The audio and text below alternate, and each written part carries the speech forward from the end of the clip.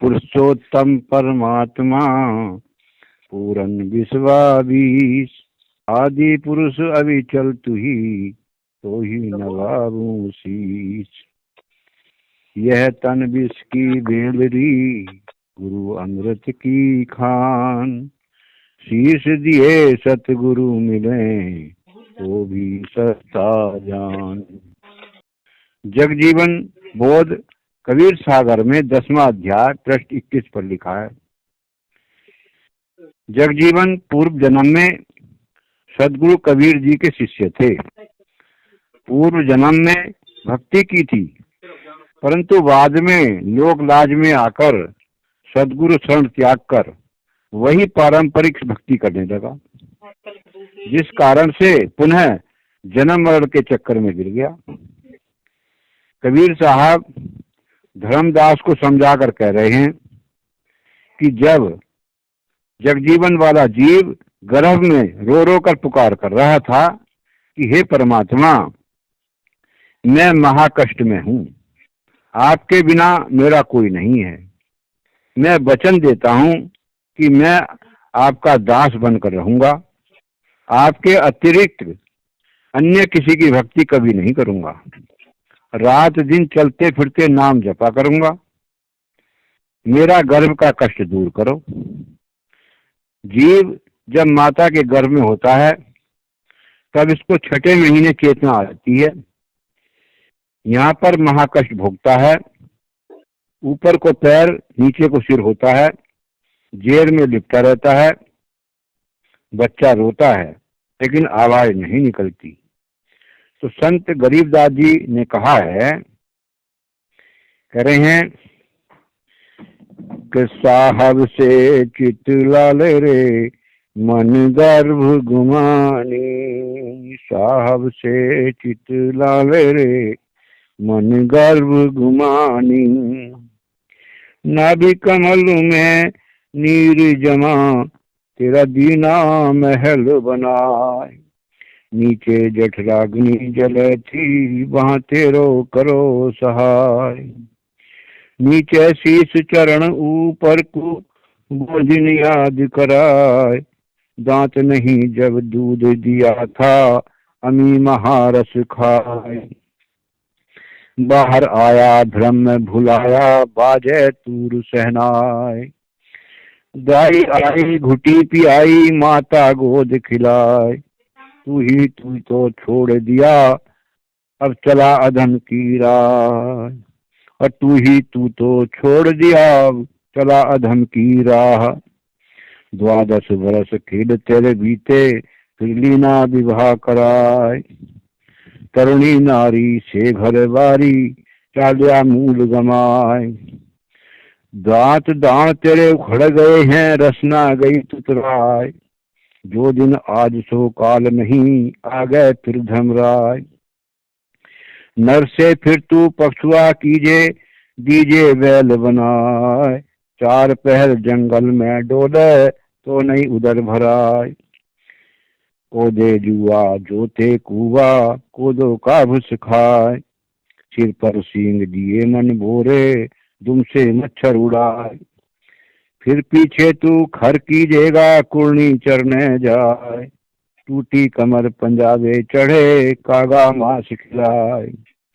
सुखदेव ने 84 भुक्ति, कहो रंक कहाँ राय। जे सदगुरु की संगत करते, सकल कर्म कट जाए। दास गरीब कबीर का चेहरा, शब्दी शब्द समाय। जगजीवन वाला जीव परमात्मा से विनती करता है और वचन देता है कि अब नहीं भूलूंगा, मेरी गुहार करो। तो कह रहे हैं, साहब संकट दूर निवारो, मैं निज खाना जात तुम्हारो। साहब संकट दूर निवारो, मैं निज खाना जात तुम्हारो। दिल में करुणा करे अति भारी, अब मोहे साहब ले उवारी।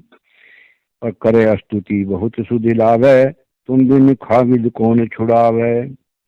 अब दुख दूर कर निवारो स्वामी, कोल करूं प्रभु अंतर्यामी। बाहर निकालो आदि सनेही, बहु दुख पावे मेरी देही। मैं जन प्रभु को दास कहाऊं, आन देव के निकट न जाऊं। सदगुरु का होए रहूं चेरा, दम दम नाम उचारूं तेरा। नित उठ गुरु चरणामत देऊं, तन मन धन निछावर देऊं। जो मैं तन से करूं कमाई, अर्धमाल में गुरही चढ़ाई। कुबुद्धि सीख काहू नहीं मानू, हराम माल जहर कर जानू। कुल को त्यागू मान बढ़ाई, निर्मल ज्ञान संत सगाई। रात दिवस ऐसे लवदाऊं, करत फुरत भक्ति गुरु कराऊं।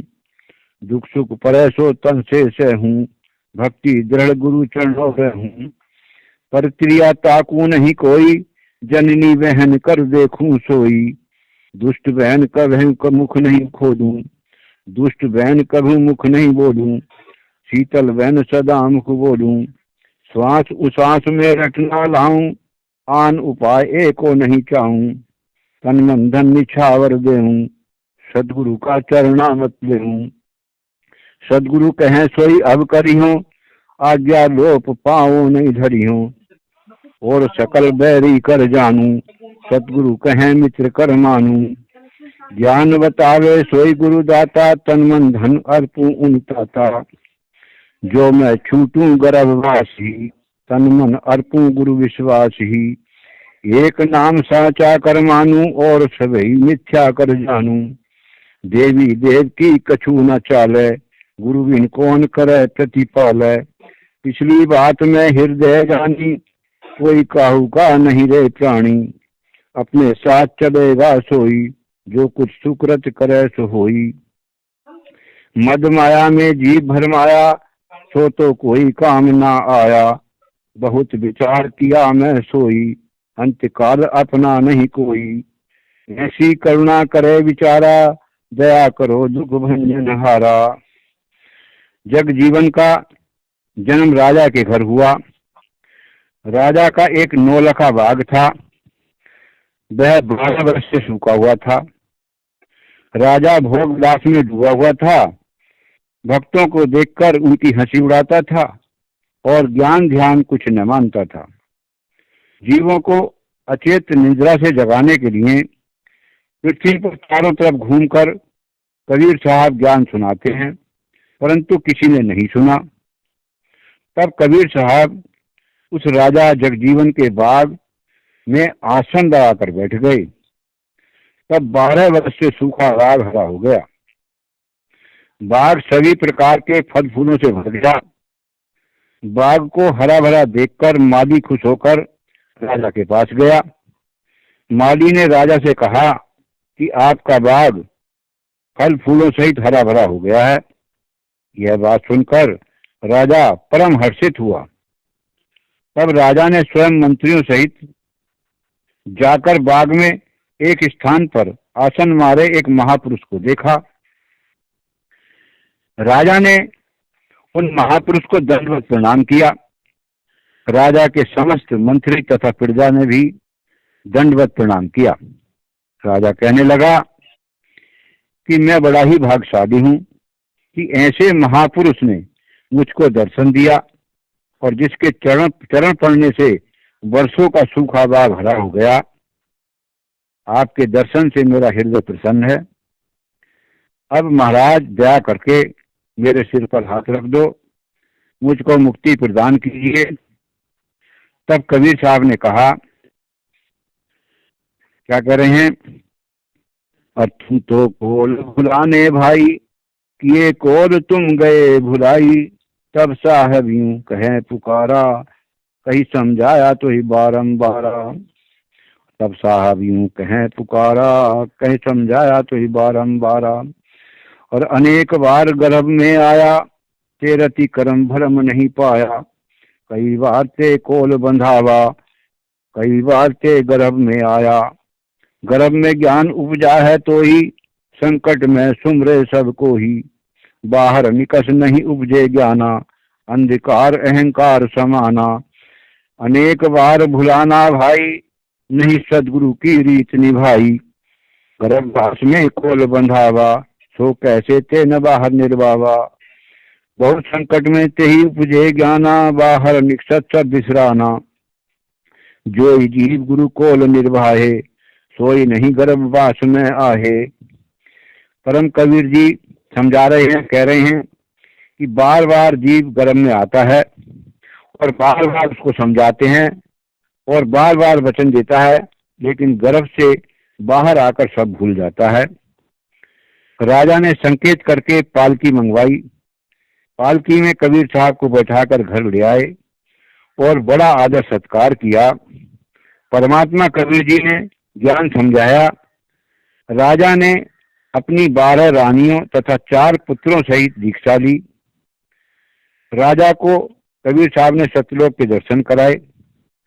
राजा ने कहा कि हे सदगुरु, हमें अभी सपरिवार सतलोक ले चलो। तब कबीर साहब ने कहा कि आप सभी यहीं रहकर भक्ति की कमाई करो, जब जीवन का समय पूरा होगा तब सबको सतलोक ले चलूंगा, अभी हट मत करो। कह रहे हैं, और काहे को हट करत हो भाई, सभी हंस सुनो चितलाई। काहे को हट करत हो भाई, सभी हंस सुनो चितलाई।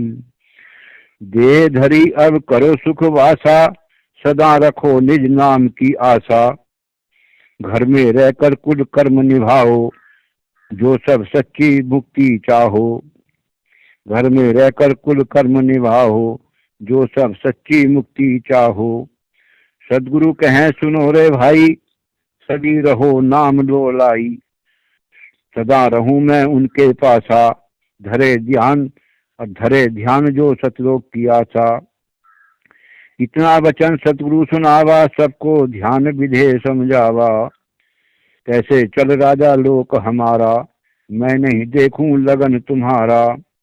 कोटिन ज्ञान कथा असरारा, बिना लगन नहीं जीव उबारा।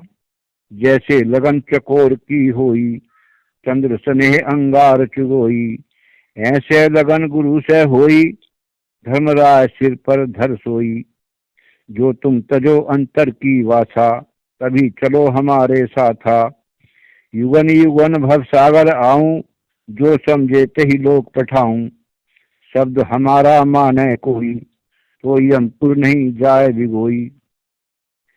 इतनी बात कही समझाई, राजा के प्रतीत समाई।